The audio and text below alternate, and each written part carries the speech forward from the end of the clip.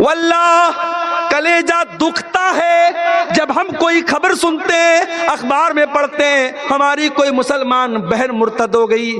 اسی جھارکھنڈ کی رانچی میں ایک نصرت جہاں نام کی لڑکی جو 5 ٹائم کی نمازی تھی، جو روزے دار تھی، جو علماء کے بیانات سنا کرتی تھی، 5 ٹائم کی نمازی لڑکی، دیندار لڑکی، تقریریں سننے والی لڑکی، نام تھا نصرت جہاں۔ فیس بک کے اوپر ایک لڑکے سے محبت ہو گئی، پیار ہو گیا، چکر چلا۔ اس لڑکے نے جو غیر مسلم تھا اس 5 ٹائم کی نمازی لڑکی کو اتنا بہکایا، اتنا بہکایا، اتنا بہکایا کہ یہ لڑکی نصرت جہاں سے نشا سنگھ بن گئی۔ آپ نہیں جانتے آپ کے گھر میں رکھا ہوا موبائل کیا کیا گل کھلا سکتا ہے۔ آپ کی بیٹی کے ایمان کی دولت کو چھین لیا اس موبائل نے۔ اور جو مرتد ہو گیا، جو ایمان کے راستے سے ہٹ گیا، اس کا انجام کیا ہوگا؟ وَمَن يَرْتَدِدْ مِنْكُمْ عَنْ دِينِهِ فَيَمُتْ وَهُوَ كَافِرٌ فَأُولَئِكَ حَبِطَتْ أَعْمَالُهُمْ فِي الدُّنْيَا وَالْآخِرَةِ۔ جو مرتد ہو گیا، جو اسلام کو چھوڑ کر کے کسی اور مذہب میں چلا گیا اور اسی حال میں وہ مر گیا، اللہ فرماتا ہے دنیا بھی برباد، آخرت بھی برباد، نہ دنیا اس کی کامیاب نہ آخرت کامیاب۔ میرے بھائیوں، کیا یہ سن کر کہ ہمارا کلیجہ نہیں دکھتا، ہمارے دل کو تکلیف نہیں پہنچتی کہ آج ہماری مسلمان بہنیں آج مرتد ہو جاتی ہیں، آج اسلام کو چھوڑ دیتی ہیں، ان کو کوئی بتانے والا نہیں کہ اسلام کتنی بڑی نعمت ہے۔ یہ اسلام تو وہ نعمت ہے کہ سمیہ بنت خیاط نام کی عورت اپنے جوان بیٹے کے سامنے ابو جہل کہتا ہے، اے سمیہ تو نے محمد کا دین نہیں چھوڑا، تو نے اسلام نہیں چھوڑا، اے سمیہ تیرے تن سے کپڑے اتار دوں گا، تیرے جوان بیٹے کے سامنے تجھ کو ننگا کر دوں گا۔ سمیہ تو بوڑھی ہو چکی ہے، تو کمزور ہو چکی ہے، مگر اے سمیہ تیرے دل میں اللہ کی محبت اور توحید کی محبت آج بھی اتنی ہی مضبوط ہے۔ سمیہ اپنے دین کو چھوڑنے کو تیار نہیں، اپنے رب کی توحید کو چھوڑنے کو تیار نہیں۔ سمیہ کے بدن سے کپڑے اتار لیے گئے۔ اللہ، یہ منظر بھی دیکھنا تھا، روئے زمین کو یہ منظر بھی دیکھنا تھا کہ جوان بیٹے کے سامنے اس کی ماں کو ننگا کر دیا گیا۔ یہ اذیت بھی اس بوڑھی نے گوارا کر لیا۔ اتنے پر بس نہ کیا ابو جہل نے، کہا ہے سمیہ اگر تو نے اسلام نہیں چھوڑا میں ابھی تجھے قتل کر دوں گا۔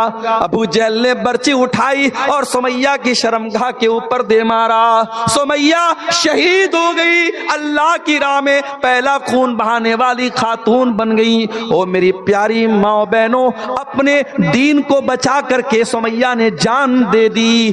کیوں؟ کیونکہ سمیہ کا عقیدہ تھا جان دی ہوئی اسی کی تھی، حق تو یہ ہے کہ حق ادا نہ ہوا۔ یہ جان تو اللہ نے دی تھی، اگر آج اللہ نے مانگ لی تو میں جان دینے کو تیار ہوں۔ سمیہ نے جان دے دی مگر ایمان کا سمجھوتا نہیں کیا۔ اس ایمان کی، اس دین کی قدر وہ سمجھتی تھی میرے پیارے ساتھی۔ اس اسلام کی قدر و قیمت کوئی حضرت بلال سے پوچھے، بلال ہماری اور آپ کی طرح خوبصورت تو نہیں تھے، گورے چٹے تو نہیں تھے، کالے کلوٹے تھے، حبشہ کے غلام تھے۔ بلال کو ان کا مالک عرب کے تپتے ہوئے صحرا پہ لٹاتا تھا، سینے پر گرم پتھر رکھتا تھا اور بلال سے کہتا تھا، اے بلال ہم تجھے ٹارچر کرنا چھوڑ دیں گے، تجھے تکلیف پہنچانا چھوڑ دیں گے، اے بلال بس ایک کنڈیشن ہے، تو اسلام کو چھوڑ دے، تو محمد کے دین کو چھوڑ دے۔ بلال تو اسلام کو چھوڑ دے، ہم تجھے تکلیف دینا چھوڑ دیں گے۔ بلال کے سینے کی چربی پگھل رہی ہے مگر بلال کی زبان سے ایک ہی لفظ نکلتا ہے، احد احد، میرا اللہ ایک ہے، میرا رب ایک ہے، اس رب کی توحید کے ساتھ میں کوئی سمجھوتا کرنے کو تیار نہیں ہوں۔ میرے پیارے ساتھیوں، اسلام کی قدر و قیمت کوئی بلال سے پوچھے۔ اسلام کی قدر و قیمت اگر پوچھنا ہے کوئی صہیب رومی سے جا کر کے پوچھے۔ صہیب رومی رضی اللہ تعالیٰ عنہ جب مکہ سے مدینہ جانے لگے، اپنی زندگی بھر کی ساری کمائی کو ساتھ میں لے کے جا رہے ہیں۔ مکہ کے کافروں نے پکڑا، اے صہیب کہاں جا رہے ہو؟ کہا میں مدینہ جا رہا ہوں، اپنے نبی کے شہر جا رہا ہوں۔ مکہ والوں نے کہا اے صہیب اپنے ساتھ کیا لے کے جا رہے ہو؟ کہا اپنا دھن دولت لے کے جا رہا ہوں، اپنا روپیہ پیسہ لے کے جا رہا ہوں۔ مکہ والوں نے کہا اتیتنا سلوکا لا مال لک، اے صہیب جب تم مکہ میں آئے تھے تمہارے پاس پھوٹی کوڑی نہیں تھی، آج ساری دولت لے کر کے مدینہ جانا چاہتے ہو، اے صہیب ہم تمہیں جانے نہیں دیں گے۔ کہا پھر کیا کرو گے؟ کہا مال دے کر کے جانا پڑے گا۔ صہیب رومی رضی اللہ تعالیٰ عنہ نے زندگی بھر کی کمائی ایک سیکنڈ کی دیر کیے بغیر مکہ کے کافروں کے حوالے کر دی اور خالی ہاتھ مدینہ پہنچے۔ مکہ سے مدینہ 480 کلومیٹر کا سفر طے کیا اور مدینہ پہنچے۔ اللہ کے پیارے نبی فجر کی نماز پڑھا رہے تھے، صہیب رومی گئے اور نماز میں شامل ہو گئے۔ نبی نے سلام پھیرا، سامنے صہیب رومی نظر آ گئے۔ نبی کھڑے ہوئے، صہیب کو گلے لگایا، صہیب کو گلے لگایا اور گلے لگا کر کے ابھی صہیب نے کچھ بتایا نہیں ہے، ابھی صہیب کچھ بولے نہیں ہے۔ نبی نے فرمایا اے صہیب مجھے اللہ کی طرف سے سب بتا دیا گیا ہے، مجھے خبر دے دی گئی ہے۔ اے صہیب ربحت البیع ربحت البیع، اے صہیب تو نے بڑے فائدے کا سودا کیا ہے، تو نے بڑے منافع کا سودا کیا ہے۔ وہ اسلام ہمیں ملا ہے میرے پیارے ساتھی، جس اسلام کو پانے کے لیے صحابہ نے اپنی جانیں دے دی، اپنا سب کچھ قربان کر دیا، وہ فوکٹ میں ہمیں ملا ہے، فری میں ملا ہے، اس لیے ہمیں اس اسلام کی قدر نہیں معلوم ہے میرے پیارے ساتھی۔ میرے پیارے عزیزو، اللہ قرآن کے دوسرے پارے میں کہتا ہے یا ایھا الذین آمنوا ادخلوا فی السلم کافہ، اے ایمان والو اسلام میں پورے کے پورے داخل ہو جاؤ، ولا تتبعوا خطوات الشیطان، اور اے ایمان والو شیطان کے راستے پر مت چلو، پورے داخل ہو جاؤ۔ آج ہم پورے داخل نہیں ہیں، معاف کیجیے گا۔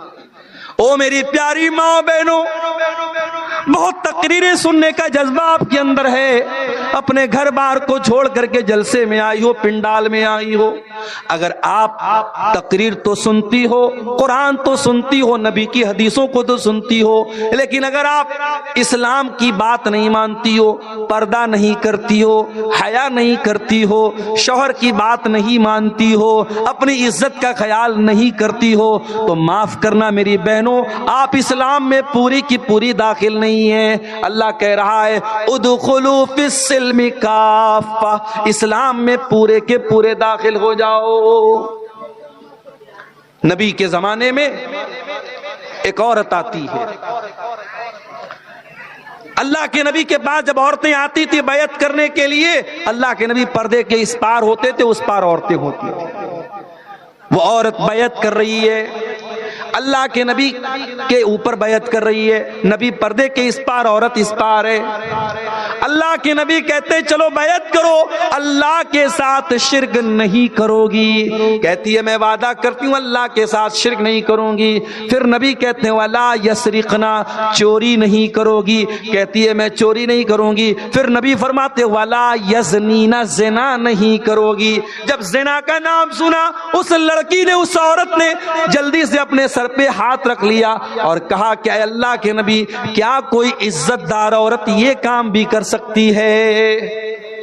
حضرت عائشہ کہتی ہیں اللہ کے نبی کو جب پتا چلا کہ زنا کا نام سن کر کے اس عورت نے جلدی سے اپنے چہرے پر، اپنے سر پر ہاتھ رکھ لیا اور کہا کہ کیا کوئی عزت دار عورت زنا بھی کر سکتی ہے؟ نبی کو اس عورت کی یہ ادا بہت پسند آئی کہ وہ عورت اتنی عزت دار عورت ہے، اتنی پاک دامن عورت ہے کہ زنا کا لفظ سن کر کے اس نے کہا کہ نہیں، ایک عزت دار عورت تو یہ کام نہیں کر سکتی ہے۔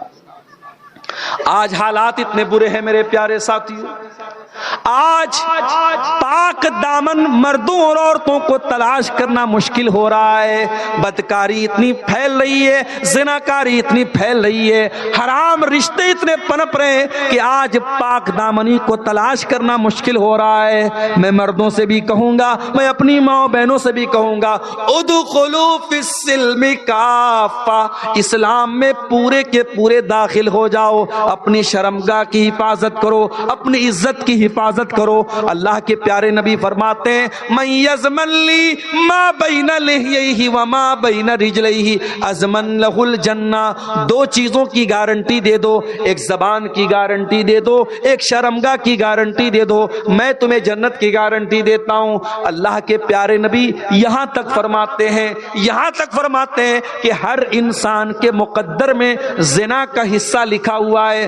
آنکھوں سے گندی چیز کو دیکھنا آنکھوں کا زنا ہے، زبان سے گندی باتیں نکالنا زبان کا زنا ہے، کانوں سے گندی چیزوں کو سننا یہ کانوں کا زنا ہے، ہاتھوں سے غلط چیزوں کو ٹچ کرنا یہ ہاتھوں کا زنا ہے، اور پیر سے غلط چیز کی طرف چل کے جانا یہ پیر کا زنا ہے۔ یعنی ہر انسان کوئی ہاتھ کا زنا کر رہا ہے، کوئی پیر کا کر رہا ہے، کوئی آنکھوں کا کر رہا ہے۔ اللہ کے نبی نے فرمایا ابن آدم کے مقدر میں جتنا لکھا ہے اتنا وہ زنا کر رہا ہے۔ اور جب انسان اپنی آنکھوں کی حفاظت نہیں کرتا، ہاتھوں کی حفاظت نہیں کرتا، کانوں کی حفاظت نہیں کرتا، تو اللہ کے نبی کہتے ہیں والقلب یہوا ویتمنا، پھر دل میں گندے خیالات پیدا ہوتے ہیں، گندی خواہشات پیدا ہوتی ہیں، اور پھر شرمگاہ اس کی تصدیق کرتی ہے یا اس کو جھٹلا دیتی ہے۔ یعنی اگر آپ نے اپنے آپ کو آنکھوں کے زنا سے نہیں بچایا، کانوں کے زنا سے نہیں بچایا،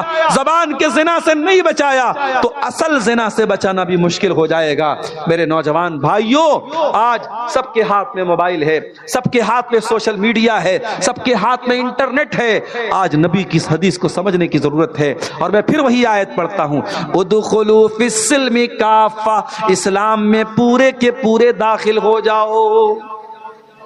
اور آگے بڑھیے، شادی بیاہ کو دیکھ لیجئے، چاہے آپ کے جھارکھنڈ کے اس علاقے کی انصاری سماج کے لوگوں، چاہے آپ بنگال میں چلے جائیں، بنگال کو دیکھ لیجئے، آپ بہار چلے جائیں، بہار میں شیرسا بادی برادری کے لوگوں کو دیکھ لیجئے، شادی بیاہ میں بہت ساری حرام چیزیں آج ہمارے سماج میں چل رہی ہیں۔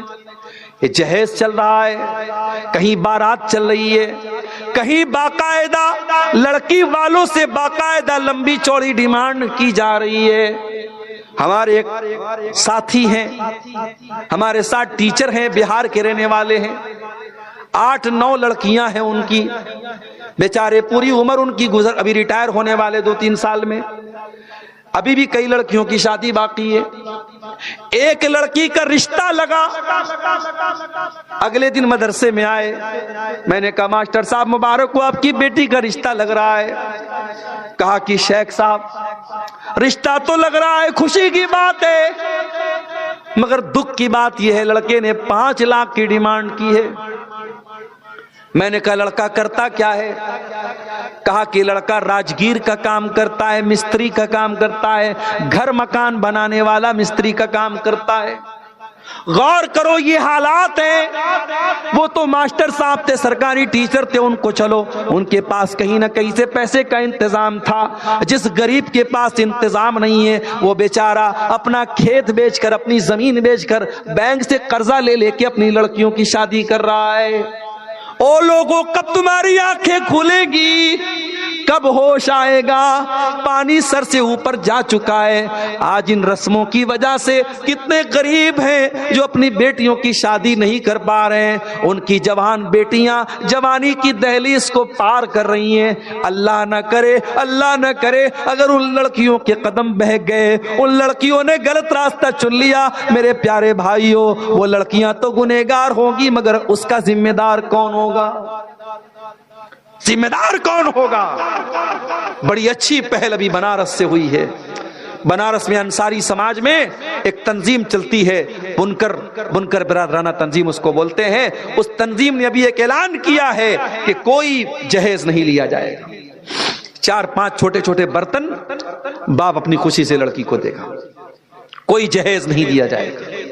شادی کے موقع پر صرف 5 جوڑا کپڑا دیا جائے گا، اس سے زیادہ نہیں۔ بارات نہیں جائے گی، شادی میں ولیمہ میں بھی ایک طرح کا کھانا ہوگا، ایک سے زیادہ نہیں ہوگا۔ حالانکہ ابھی یہ ساری میٹنگ ہوئی ہے، سارا قانون پاس ہوا ہے، عمل ہو تو بڑی بات ہے، لیکن یہ میٹنگ ہونا اور اس طریقے کا قانون بننا یہ بھی بہت بڑی بات ہے۔ میں سواگت کرتا ہوں اس طریقے کی پہل کا، اور میں چاہتا ہوں کہ بنارس سے نکلنے والی یہ آواز آپ کے جھارکھنڈ، گوڈا، صاحب گنج اور آپ کے اس علاقے میں بھی اس پر عمل ہو، اور یہاں بھی ہمارے جو چاہے انصاری سماج کے لوگ ہیں اور دوسری برادری کے لوگ ہوں، اپنے شادی بیاہ کو میرے ساتھیوں آسان کرو۔ یا ایھا الذین آمنوا ادخلوا فی السلم کافہ، اے ایمان والو اسلام میں پورے کے پورے داخل ہو جاؤ۔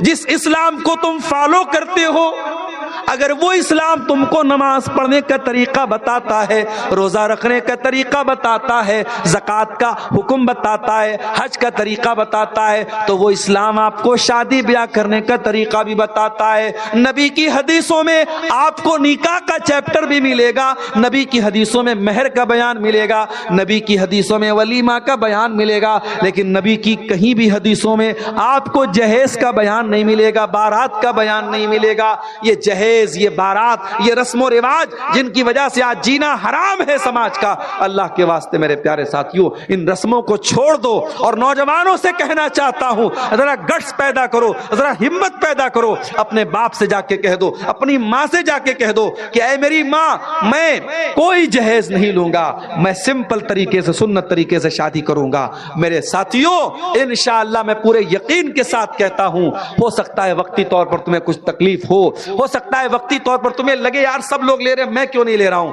مگر آگے چل کر کے آپ احساس کریں گے اللہ اس نکاح میں برکت عطا کرے گا میرے پیارے ساتھی۔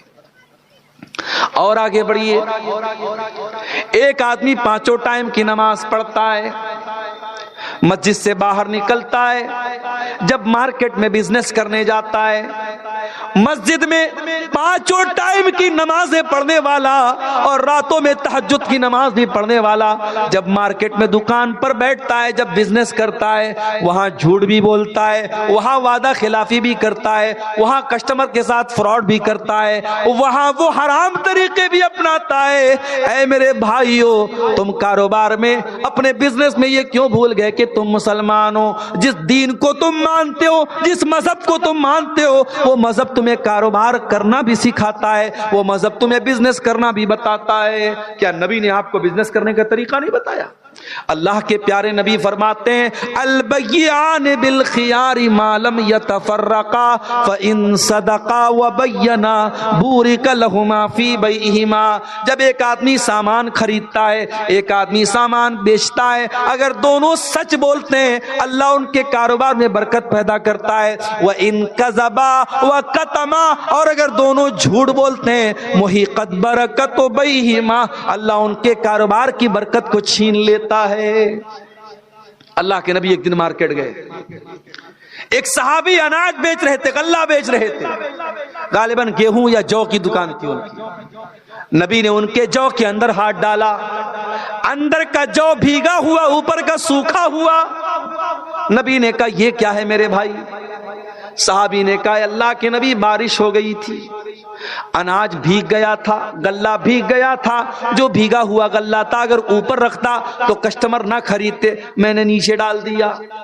آپ نے فرمایا اے میرے صحابی یہ تو دھوکہ ہو گیا، کسٹمر آئے گا، سوکھا اناج دیکھے گا، آرڈر دے گا اور تم نکالو گے تو اندر گیلا اناج ہوگا، یہ تو کسٹمر کے ساتھ فراڈ ہو گیا۔ اے میرے صحابی من غشنا فلیس منا، جو کسٹمر کو دھوکہ دے رہا ہے، جو خریدار کو دھوکہ دے رہا ہے وہ ہم میں سے نہیں ہے، دھوکہ دھڑی کرنے والا ہم میں سے نہیں ہے۔ او لوگو، آپ کے نبی نے آپ کو کاروبار کرنے کا طریقہ بھی بتایا ہے، ذرا پتہ تو کرو۔ مسئلہ یہ ہے آج کی دنیا کا انسان پیسہ کمانے کے لیے بے چین بنا ہے۔ پیسہ کیسے بھی آنا چاہیے، حلال طریقے سے آ رہا ہے یا حرام طریقے سے آ رہا ہے، دھوکہ دھڑی کر کے آ رہا ہے، جھوٹ بول کر کے آ رہا ہے، 420 کر کے آ رہا ہے، اس سے مطلب نہیں ہے۔ اللہ کے نبی نے فرمایا تھا قیامت کے پہلے کیسا دور آئے گا، یاتی علی الناس زمان لا یبال المرء من این اخذ المال، انسان پرواہ نہیں کرے گا۔ آپ کے اسی علاقے میں بندھن بینک، بندھن لون کی شکل میں عورتوں کو لون دیا جا رہا ہے اور باقاعدہ انٹرسٹ پر لون دیا جا رہا ہے اور گھر کی عورتوں کو انوالو کر کے لون دیا جا رہا ہے، اور چند پیسوں کے لیے، زیادہ بڑا اماؤنٹ نہیں، 5,000 10,000 20,000 کا اماؤنٹ بینک کے ذریعے انٹرسٹ پر بیاج پر آج مسلمان لے رہا ہے۔ میرے بھائیوں، جس مسلمانوں کے سماج میں لاکھوں کروڑوں روپئے لوگ اپنے فالتو کے شوق پر اڑا دیتے ہیں، کاش ہم کوئی سنستھا ایسی بناتے، کوئی ادارہ ایسا بناتے، کوئی یونٹ ایسی بناتے، ہمارا کوئی غریب بھائی ہے، اس کو پیسے کی ضرورت ہے، ہم کوئی ایسا سسٹم بناتے، میرے بھائی ہم تجھے قرضہ دیں گے اور اس کو کوآپریٹو بنیاد پر دیں گے، ہم تجھے بغیر انٹرسٹ کے قرضہ دیں گے، تو دھیرے دھیرے کر کے ہمارا قرضہ بھر دینا۔ ایسا کوئی سسٹم ہم بناتے تو ہماری بہت ساری قوم کے لوگ آج بیاج سے بچ جاتے۔ یہ بیاج اتنی خطرناک چیز ہے، میرے پیارے نبی نے فرمایا کہ اللہ کی لعنت ہو بیاج کھانے والے پر، بیاج کھلانے والے پر، بیاج کی گواہی دینے والے پر اور بیاج لکھنے والے پر، سب پر اللہ کی لعنت۔ اس گناہ سے میرے پیارے ساتھیوں اپنی سماج کو ہم بچا سکتے تھے۔ اور آگے بڑھیے، آج کل ہمارا نوجوان سٹے بازی کر رہا ہے، جوا کھیل رہا ہے، ڈریم 11 کے ذریعے، آن لائن ایپس کے ذریعے۔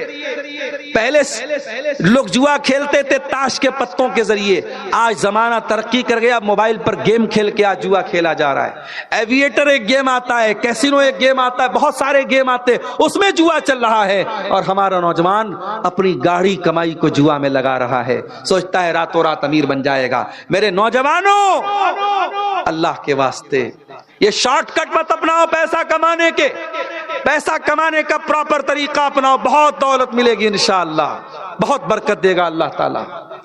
اسی بھارت کی سرزمین پر ہمارے سامنے بہت ساری مثالیں موجود ہیں، چاہے رتن ٹاٹا کی زندگی آپ اٹھا کے دیکھ لیں، جو ٹاٹا کمپنی کے مالک تھے، ابھی حال میں ان کا انتقال ہوا، چاہے وپرو کمپنی کی عظیم پریم جی کی زندگی کو آپ پڑھ لیں، چاہے ریلائنس کمپنی کے فاؤنڈر دھیرو بھائی امبانی کی زندگی پڑھ لیں، یہ جتنے بڑے بڑے کاروباری ہیں ان کی زندگیوں کو آپ اٹھا کے دیکھیں، انہوں نے گراؤنڈ سے شروعات کی تھی، زمین سے شروعات کی تھی، کسی چھوٹے بزنس سے شروعات کی تھی، محنت کرتے رہے، ایمانداری سے لگے رہے، اپنے دماغ کا صحیح استعمال کرتے رہے اور اپنے کاروبار کو بہت آگے لے کر کے گئے۔ میرے پیارے ساتھیوں، آپ حلال طریقے سے بہت پیسہ کما سکتے ہو، حرام طریقے سے کما کر کے اپنی آخرت کو برباد مت کرو میرے پیارے ساتھیوں۔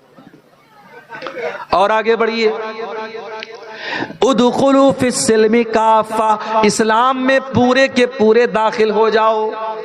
ہم نے یہ سمجھا نماز پڑھ لیا بس ہو گئے مسلمان، مسلمان کے گھر میں پیدا ہوئے، ختنہ کرا لیا، سر پہ ٹوپی لگا لیا، لنگی پہننے لگے، ہو گئے مسلمان۔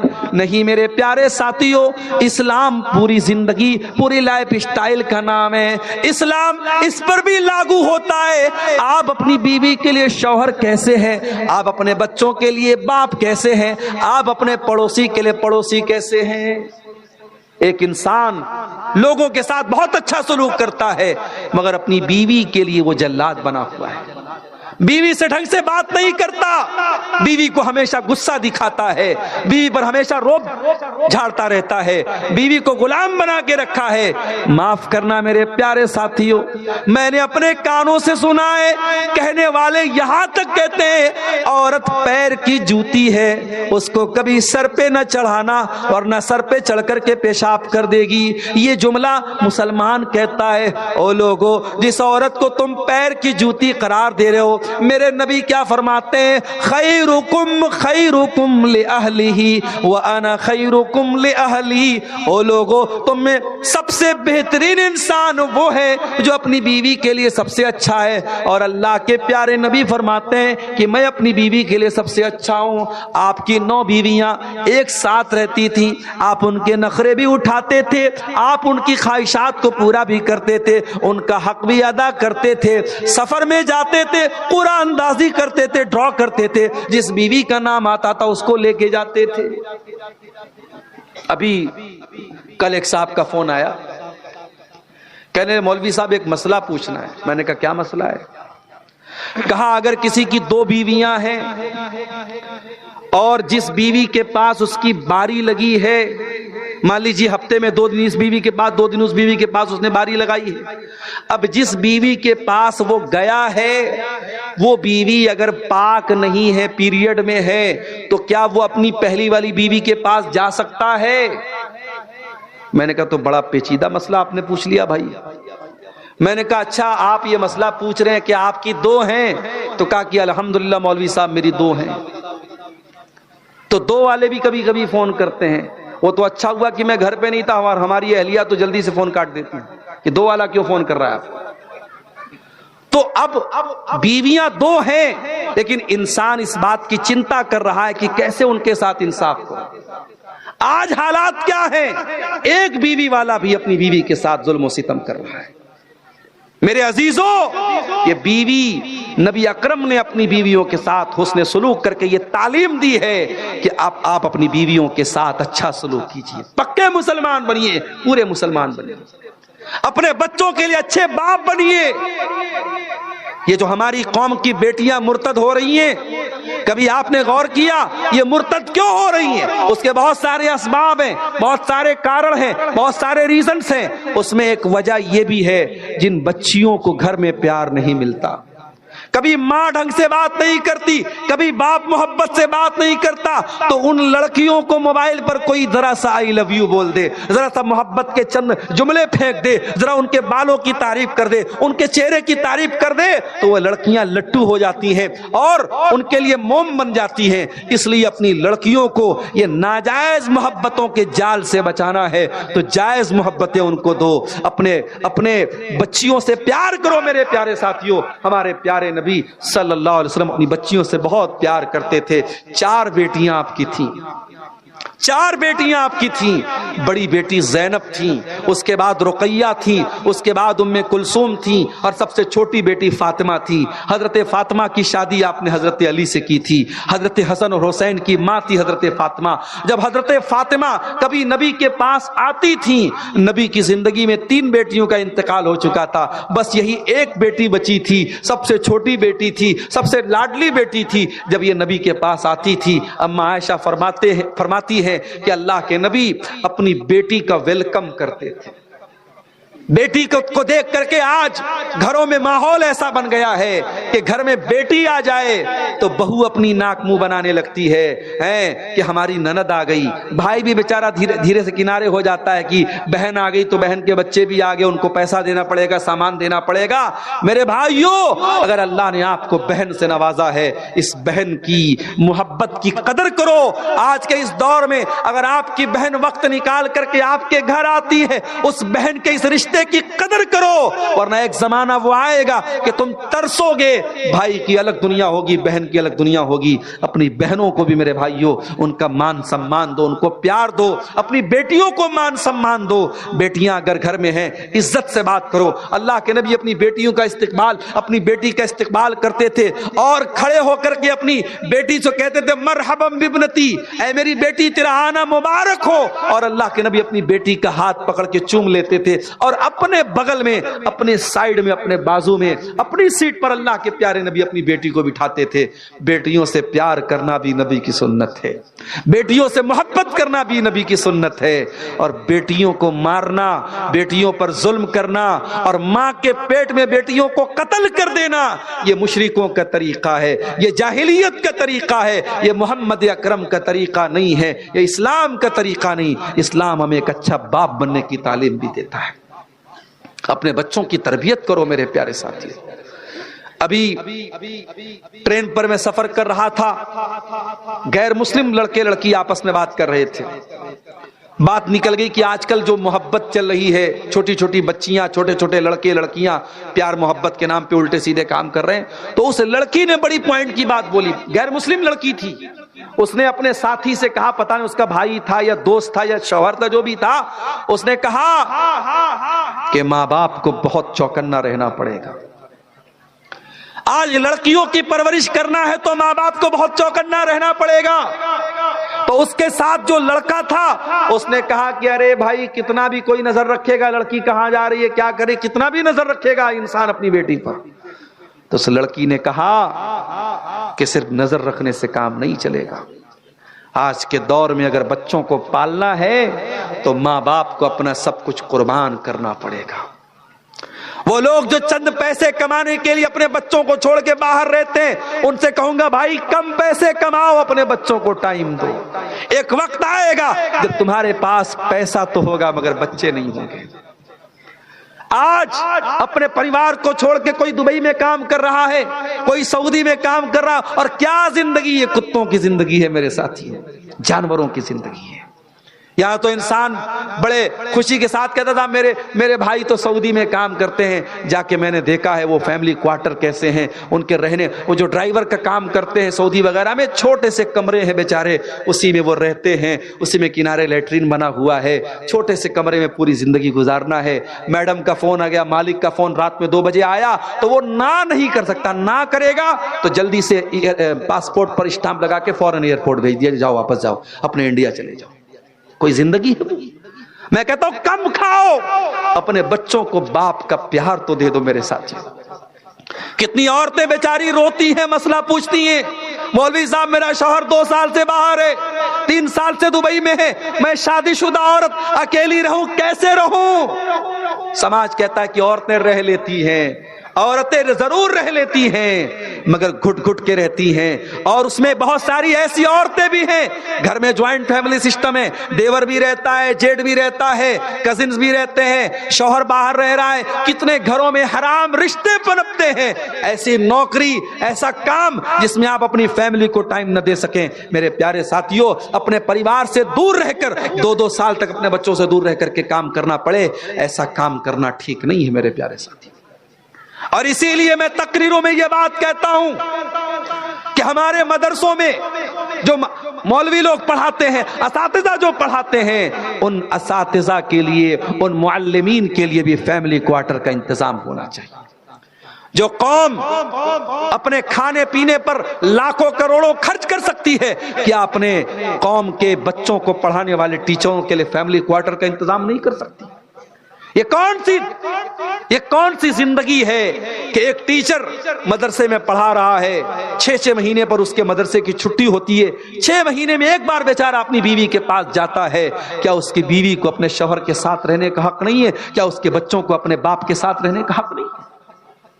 کتنی مسجدیں ہیں امام صاحب کے رہنے کے لیے بالکل چھوٹا سا حجرہ دیا جاتا ہے، بیچارے امام صاحب اگر پورا پیر پھیلا کے سو جائیں تو ایک سر دیوار میں لڑ رہا ہے اور دوسرا پیر دیوار میں لڑ رہا ہے، اتنا چھوٹا سا کمرہ امام صاحب کو رہنے کے لیے دیا جاتا ہے۔ ارے تو اپنی بلڈنگوں میں آرام سے رہے، اپنے بچوں کے ساتھ آرام سے رہے، اپنی بیوی کے ساتھ آرام سے رہے، اور تیری مسجد کا امام بیچارہ اپنی بیوی سے دور رہے، اپنے بچوں سے دور رہے۔ میرے پیارے ساتھیوں یہ مسئلے ہیں جن پر ہمیں غور کرنے کی ضرورت ہے، جن کا حل نکالنے کی ضرورت ہے۔ کیا مولوی اور اس امام اور اس مدرسے کے ٹیچر کے بچوں کے دل میں یہ جذبہ نہیں کہ ہم اپنے باپ کے ساتھ رہیں؟ آج کا دور وہ دور نہیں ہے کہ بچے کہیں اور آپ کہیں اور بچے پل جائیں گے۔ بچوں کو پالنا ہے اور خاص طور سے بچیوں کو پالنا ہے تو آپ کو اندھا گونگا اور بہرا بن کر کے نہیں پالنا پڑے گا، آپ کو 2 آنکھوں کے بجائے 4 آنکھوں کے ساتھ زندگی گزارنی پڑے گی۔ آپ کی بیٹی کالج گئی، 2 بجے چھٹی ہو رہی ہے، آپ کی بیٹی 4 بجے کیوں آ رہی ہے؟ آپ نے بیٹی کو 15,000 کا موبائل دلایا، بیٹی کے پاس 60-70 ہزار کا آئی فون کہاں سے آیا؟ بیٹی کے موبائل پر 800 روپے کا ریچارج کس نے کرایا؟ کیا آپ کی ذمہ داری نہیں ہے یہ جاننے کی؟ آپ اندھے بن گئے، آپ گونگے بن گئے، آپ بہرے بن گئے۔ میں بھی ممبئی گیا تھا، ممبئی کے کچھ ساتھیوں نے بتایا کہ ممبئی میں باقاعدہ کچھ ایسے پکنک اسپاٹ سے کچھ ایسی جگہ ہیں جہاں پہ لڑکے لڑکیاں آپس میں ملتے ہیں، اس کو انگلش میں بولتے لور پوائنٹ، جہاں لور لوگ اور آپس میں پیار محبت کا ڈھونگ کرنے والے لوگ ملتے ہیں۔ اور مجھے ممبئی کے کچھ ساتھیوں نے بتایا کہ مولوی صاحب کبھی آپ کو اگر موقع ملے ہم چل کے دکھائیں گے، اس میں بڑی تعداد مسلمان لڑکیوں کی ہوتی ہے جو گھر سے نقاب میں نکلتی ہے اور وہاں آ کر کے اپنے محبوب سے ملتی ہے، اور محبوب کوئی مسلمان نہیں ہوتا، غیر مسلم ہوتا ہے، مشرک ہوتا ہے، کافر ہوتا ہے، اور مسلمان لڑکی اس کے ساتھ ملتی ہے۔ میرے پیارے ساتھیوں، اگر افسوس اس بات کا ہے کہ مسلمان لڑکی غیر مسلم لڑکے کے ساتھ باقاعدہ پبلک پلیس میں مل رہی ہے، اس سے بڑا افسوس اس بات کا ہے اس کا باپ کہاں مر گیا، اس کی ماں کہاں مر گئی، اس کے گارجین کہاں مر گئے۔ لوگ کہتے صاحب ہمیں اپنی بچی پر بھروسہ ہے، اندھا بھروسہ نہ کرو میرے پیارے ساتھیوں۔ اپنی آنکھیں کھول کر کے بچیوں کو پالو، اپنے کانوں کو کھول کر کے اپنی بیٹیوں کی پرورش کرو۔ یہ زمانہ اندھا بھروسہ کرنے کا نہیں ہے۔ حضرت زکریا علیہ السلام مسجد میں رہتے تھے اور ان کی پرورش میں مریم تھی، مریم کے وہ خالو تھے، مریم کو پالتے تھے، مریم کی پرورش کرتے تھے، کیونکہ مریم کے ماں باپ کا انتقال ہو چکا تھا، تو یہ خالو تھے، انہوں نے گود لے لیا تھا اور پال رہے تھے۔ ایک دن حضرت زکریا مسجد میں آئے اور دیکھا کہ مسجد کے سارے دروازے لاک ہیں، سارے دروازے بند ہیں، کھڑکیاں بند ہیں، اور مریم کے پاس بے موسم کا پھل، انار کا موسم نہیں انار موجود ہے، امرود کا موسم نہیں امرود موجود ہے، آم کا موسم نہیں آم موجود ہے۔ قال یا مریم انا لک ھذا، کہا کہ اے مریم یہ پھل تیرے پاس کہاں سے آیا؟ اے بیٹیوں کے باپ، اے بیٹیوں کی مائیں، آپ کی بیٹی رات کو 2 بجے کس سے بات کرتی ہے کہ آپ کو پوچھنے کا ادھیکار نہیں، کہ آپ کو نظر رکھنے کا ادھیکار نہیں ہے؟ آپ نے آنکھیں بند کر لی، آپ نے کان بند کر لیے، میری بیٹی جو چاہے سو کرے؟ نہیں، زکریا نے پیغام دیا، گارجین ہو تو گارجین کا حق ادا کرو۔ قال یا مریم انا لک ھذا، کہا ہے مریم یہ پھل کہاں سے آیا؟ قالت هو من عند اللہ، مریم نے کہا خالو جان یہ پھل اللہ کی طرف سے آیا ہے، کوئی انسان نہیں لایا، کوئی مسجد میں نہیں آیا، یہ پھل اللہ کی طرف سے آیا ہے۔ زکریا علیہ السلام نے دیکھا کہ اگر میری بھانجی مریم کے پاس بے موسم کا پھل آ سکتا ہے تو میں 70 سال کا بوڑھا ہو چکا ہوں، اولاد مانگ رہا ہوں، اللہ سے اولاد نہیں دے رہا ہے اللہ، لیکن اگر بے موسم کا پھل مل سکتا ہے تو میرے جیسے بوڑھے کو اولاد کیوں نہیں مل سکتی؟ اب وہاں پہ زکریا علیہ السلام دعا کرتے ہیں، رب ھب لی من لدنک ذریۃ طیبہ انک سمیع الدعاء، اے اللہ اپنے اس بوڑھے بندے کو نیک اولاد دے دے تو دعاؤں کو سننے والا ہے۔ میرے عزیزوں، زکریا علیہ السلام نے ہمیں اور آپ کو پیغام دیا، ایک ذمہ دار باپ بنو، ایک ذمہ دار ماں بنو، اور اپنی ماں سے کہنا چاہوں گا، آخری بات بیان کر کے بات ختم کر رہا ہوں، اپنی ماں سے ایک بات کہنا چاہوں گا۔ آپ نے وہ حدیث بہت سنی ہوگی، ماں کے پیروں کے نیچے جنت ہے، وہ حدیث آپ نے بہت سنی ہوگی، باپ جنت کا دروازہ ہے۔ آج عبد الغفار سلفی کے منہ سے ایک اور حدیث سن لو، جو مائیں ہیں وہ بھی دل تھام کے سنیں اور جو باپ ہے وہ بھی کلیجہ تھام کے سنیں۔ اللہ کے نبی فرماتے ہیں ما من عبد یسترعیہ اللہ رعیتا ثم یموت یوم یموت وہو غاش لرعیتہ الا حرم اللہ علیہ الجنہ۔ اللہ کے نبی فرماتے ہیں صلی اللہ علیہ وسلم کہ اگر اللہ تعالیٰ نے آپ کے کندھے پر کوئی ذمہ داری ڈالی ہے، آپ کے کندھے پر کوئی ذمہ داری ڈالی، او جمعیت کے عہدے کے حاصل کرنے کے لیے لڑنے والوں، او مسجد کا متولی بننے کے لیے لڑنے والوں، او مدرسے کا ناظم بننے کے لیے لڑنے والوں، آؤ ذرا نبی کی حدیث سن لو۔ اگر اللہ نے آپ کے کندھے پر کوئی ذمہ داری ڈالی ہے اور آپ نے اپنی ذمہ داری کا حق ادا نہیں کیا، اگر آپ نے اپنی ذمہ داری کو صحیح طریقے سے پورا نہیں کیا اور اسی حال میں مر گئے، جنت حرام ہو جائے گی آپ کے لیے، جنت حرام ہو جائے گی اس انسان کے لیے۔ اسی لیے صحابہ بھاگتے تھے ذمہ داریوں سے، یہ ذمہ داری جس کو مل جائے اس کو جواب دینا پڑے گا اللہ کے ہاں۔ اے لڑکیوں کے باپ، اے لڑکوں کے باپ، تو باپ ہے تو تیرے کندھے پر ذمہ داری ہے تیری اولاد، تیرے کندھے پر ذمہ داری ہے تیری اولاد۔ اے میری ماں بہنوں، اللہ نے آپ کے آنگن میں بچوں کی کلکاریوں کو گونجنے کی توفیق دی ہے تو بہت بڑی نعمت ہے۔ ارے جن عورتوں کے گود میں بچہ نہیں ہوتا، سماج تانا مار مار کے اس عورت کو بیمار کر دیتا ہے۔ ارے یہ تو بانج ہے، یہ تو بانج ہے، اس کو تو اولاد نہیں ہوئی، 2 سال ہو گیا، 10 سال ہو گیا، اس کو سماج تانا مار مار کے اس عورت کو بیمار کر دیتا ہے، مریض بنا دیتا ہے۔ اگر اللہ نے آپ کو اولاد دیا ہے میری ماں، یہ اولاد بہت بڑی نعمت بھی ہے اور بہت بڑی ذمہ داری بھی ہے۔ اس ذمہ داری کا حق ادا کرو، ایک ذمہ دار ماں بنو، ایک ذمہ دار باپ بنو۔ میں ایسے باپوں کو جانتا ہوں جو رات میں تہجد پڑھتے ہیں مگر بیٹا فجر بھی نہیں پڑھتا، بیٹا ایک ٹائم کی نماز نہیں پڑھتا اور بیٹے سے کبھی کہتے بھی نہیں کہ بیٹا تو نماز پڑھ۔ میں ایسی ماں کو جانتا ہوں جو راتوں میں تہجد پڑھتی ہیں اور وہ ماں بیٹھ کر کے تہجد پڑھ رہی ہے اور بیٹی کنارے اپنے بوائے فرینڈ سے باتیں کر رہی ہے۔ میری ماں اور بہنوں، یہ ماحول نہیں چلے گا، یہ لاپرواہی نہیں چلے گی۔ اندھی گونگی اور بہری بن کر کے زندگی مت گزارو، اپنی آنکھیں کان دل دماغ سب کھول کر کے زندگی گزارو اور ایک ذمہ دار ماں باپ بنو۔ یہ چند باتیں تھی میرے پیارے ساتھیوں اس حوالے سے کہ ہم اسلام میں پورے کے پورے داخل ہو جائیں۔